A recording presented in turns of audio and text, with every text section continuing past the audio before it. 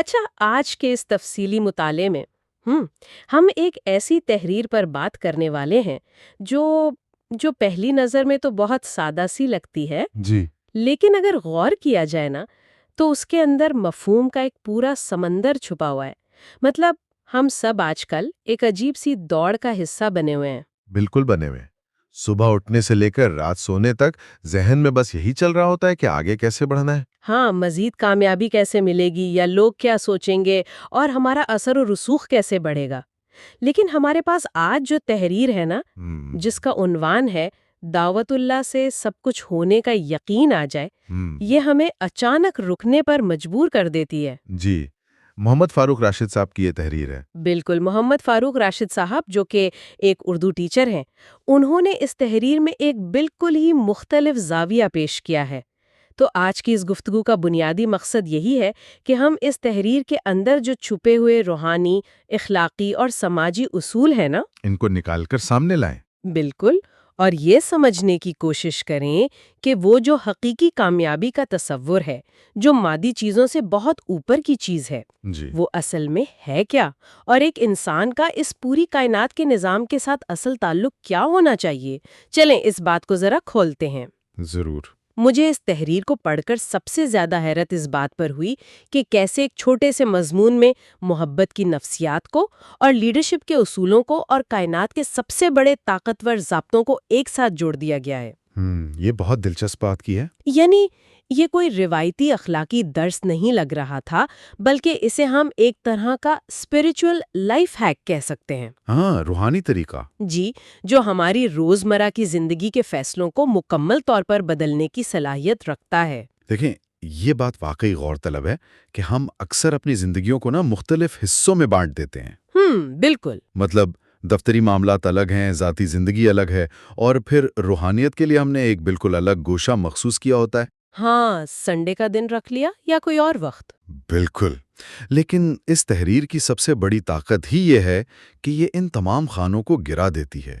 مصنف نے جس طرح سماجی رویوں کو براہ راست کائناتی اصولوں کے ساتھ جوڑا ہے نا، جی، وہ ہمیں معلومات کے اس بھاری بوجھ سے نکال کر ایک انتہائی سادہ حقیقت کی طرف لے جاتا ہے۔ انسان جب اس نئے زاویے سے دنیا کو دیکھتا ہے تو اسے محسوس ہوتا ہے کہ دفتر میں باس کے ساتھ رویہ، سڑک پر چلتے ہوئے کسی اجنبی سے برتاؤ، اور تنہائی میں اپنے خالق کے ساتھ تعلق، یہ سب الگ الگ چیزیں نہیں ہیں۔ مطلب ایک ہی زنجیر کی کڑیاں ہیں۔ بالکل ایک ہی زنجیر کی کڑیاں ہیں۔ اور اسی زنجیر کی پہلی کڑی جس کا مصنف نے ذکر کیا ہے، وہ حکمرانی اور اطاعت کا ایک بہت ہی ایک انوکھا قانون ہے۔ جی تحریر کے آغاز میں ہی یہ دعویٰ کیا گیا ہے کہ عوام کے نمائندے حکومت اور انصاف کی کرسی پر بیٹھنے والے اصل میں ماں باپ کی طرح ہوتے ہیں۔ اب اگر ہم آج کے دور کی بات کریں تو حکمرانی یا لیڈرشپ کا تصور تو KPIs، ٹارگٹس اور اتھارٹی کے گرد گھومتا ہے نا۔ بالکل، کارپوریٹ کلچر۔ ہاں، لیکن ماں باپ کا تصور آتے ہی ذہن میں شفقت اور دیکھ بھال کا احساس ابھرتا ہے۔ مصنف نے طاقت کے اس روایتی تصور کو چیلنج کیا ہے اور اس سے بھی آگے بڑھ کر ایک اصول دیا ہے کہ دستور یہ ہے کہ جو مالک یعنی اللہ کی مانتا ہے تو پوری مخلوق اس کی مانتی ہے۔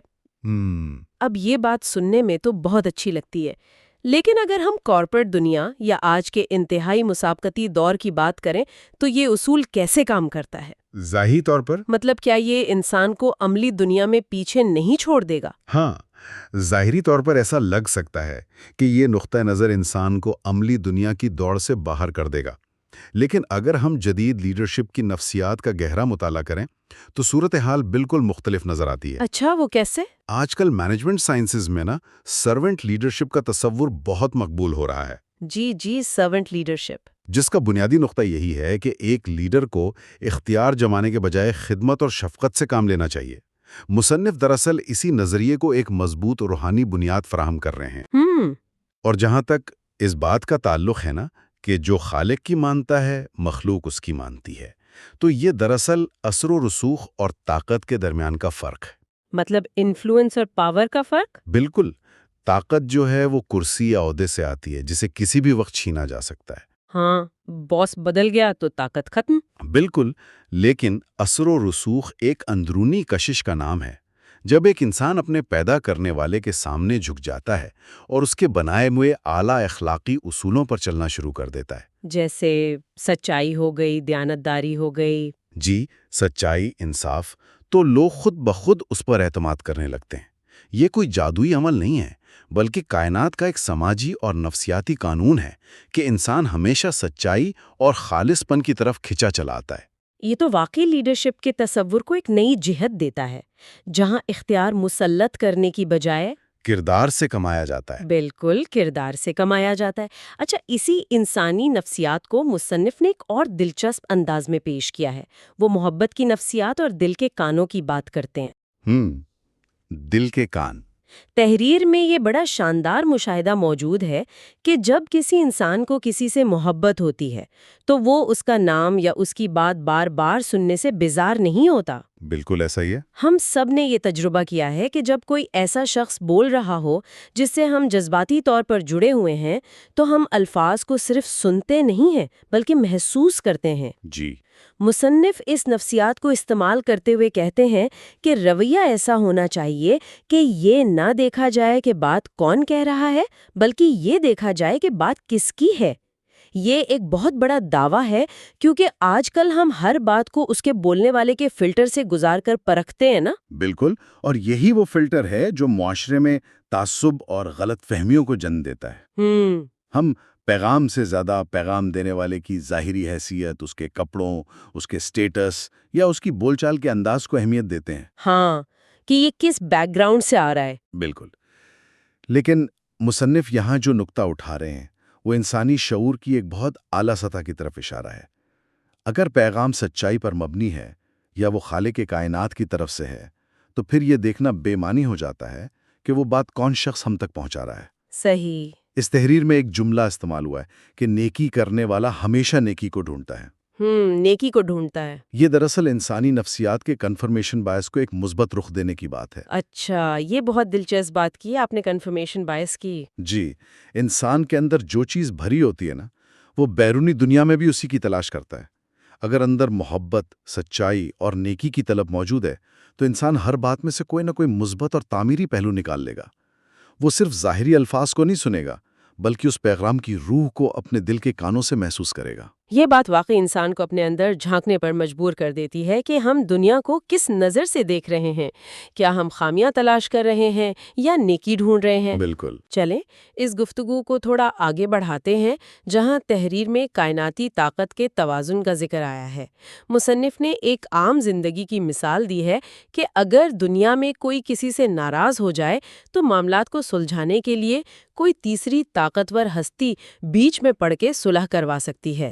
جی، دباؤ ڈال کر منا سکتی ہے۔ ہاں، ہمارے ہاں تو سفارش اور تعلقات کا کلچر ویسے بھی بہت عام ہے۔ جی بالکل۔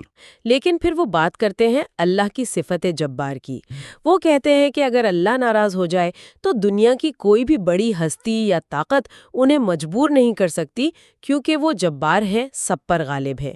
یہ تصور ایک عام انسان کے لیے کتنا زبردست اور شاید تھوڑا سا خوفزدہ کرنے والا بھی ہو سکتا ہے، خاص طور پر اس دور میں جہاں ہر مسئلے کا حل کسی نہ کسی کنیکشن کے ذریعے نکال لیا جاتا ہے۔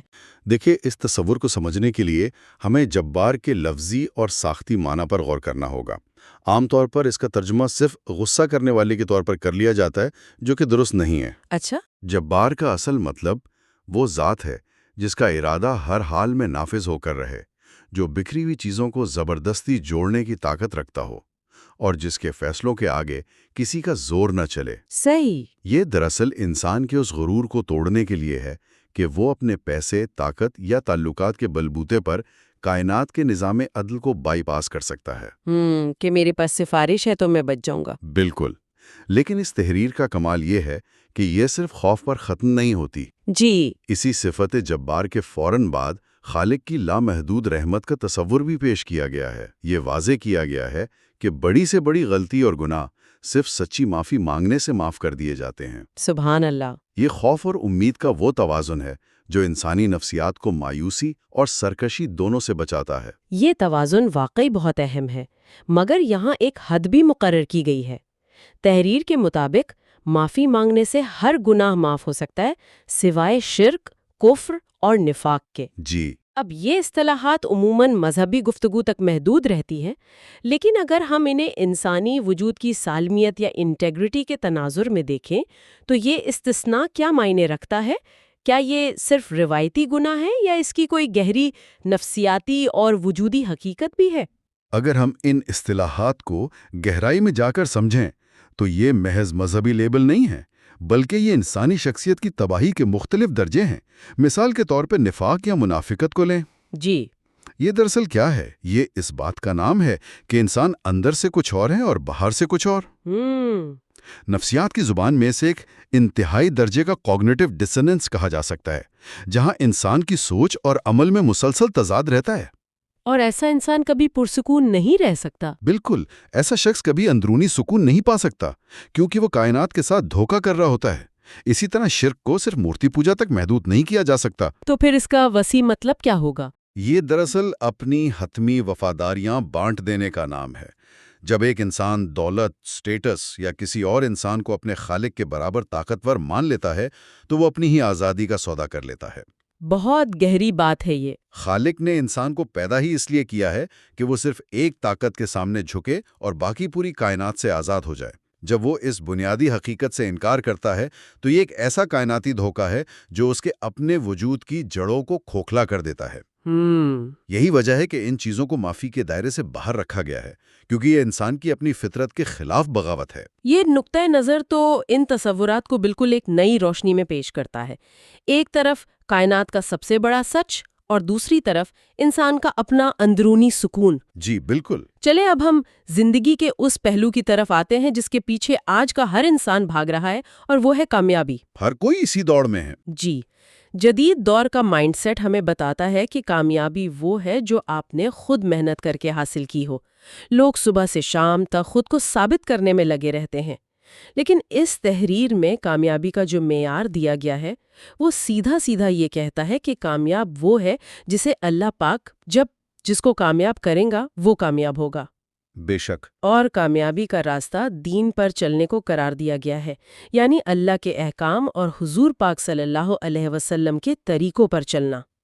مجھے یہاں یہ بات بہت منفرد لگی کہ مصنف نے حضور پاک صلی اللہ علیہ وسلم کا ذکر کرتے ہوئے کس قدر خوبصورت القابات کا استعمال کیا ہے۔ جی۔ وجہ کائنات، اولین و آخرین، سردار انبیاء، محبوب خدا، ہدایت کا سورج اور قیامت میں پہلے شفاعت کرنے والا۔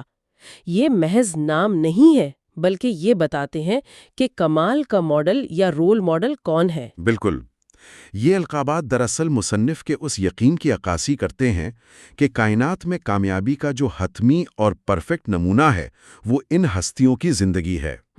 ہم دنیاوی ماڈلز کی پیروی کر کے تھوڑی دیر کے لیے کوئی مادی ہدف تو حاصل کر سکتے ہیں، لیکن وہ پائیدار نہیں ہوتا۔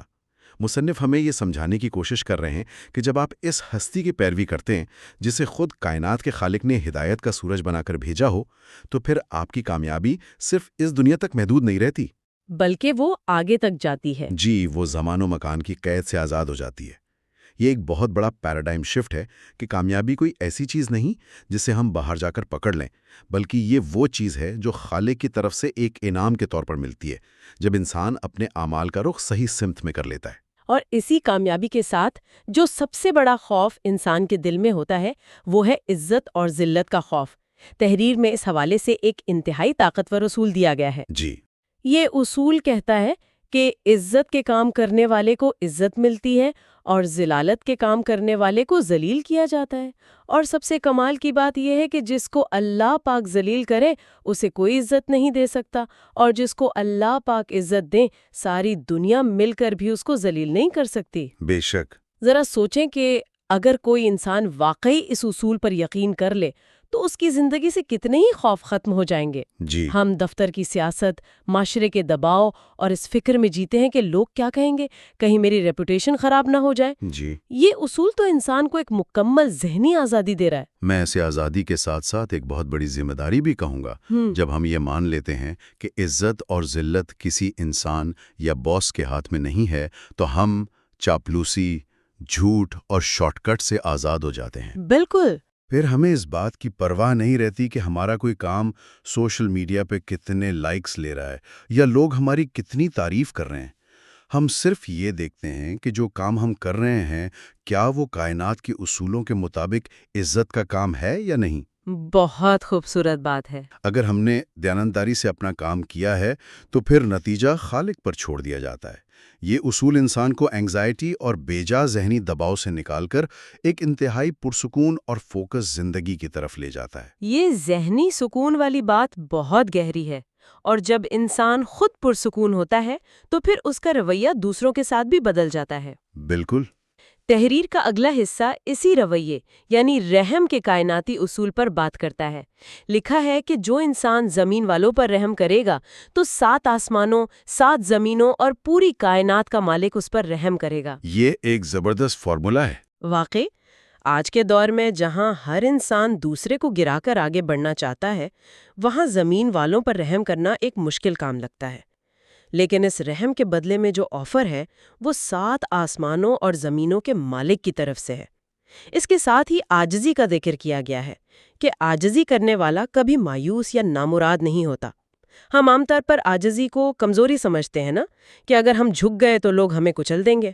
یہ ہماری جدید معاشرتی تربیت کا بہت بڑا نقص ہے کہ ہم نے جارحیت کو طاقت اور عاجزی کو کمزوری سمجھ لیا ہے۔ بالکل۔ در حقیقت عاجزی اس بات کا اعتراف ہے کہ اس کائنات میں مجھ سے بھی بڑی ایک طاقت موجود ہے۔ جب ایک انسان عاجز ہوتا ہے تو وہ دوسروں کی غلطیوں پر فوراً غصہ کرنے یا انہیں سزا دینے کی بجائے ان کے حالات کو سمجھنے کی کوشش کرتا ہے، اور یہیں سے رحم جنم لیتا ہے۔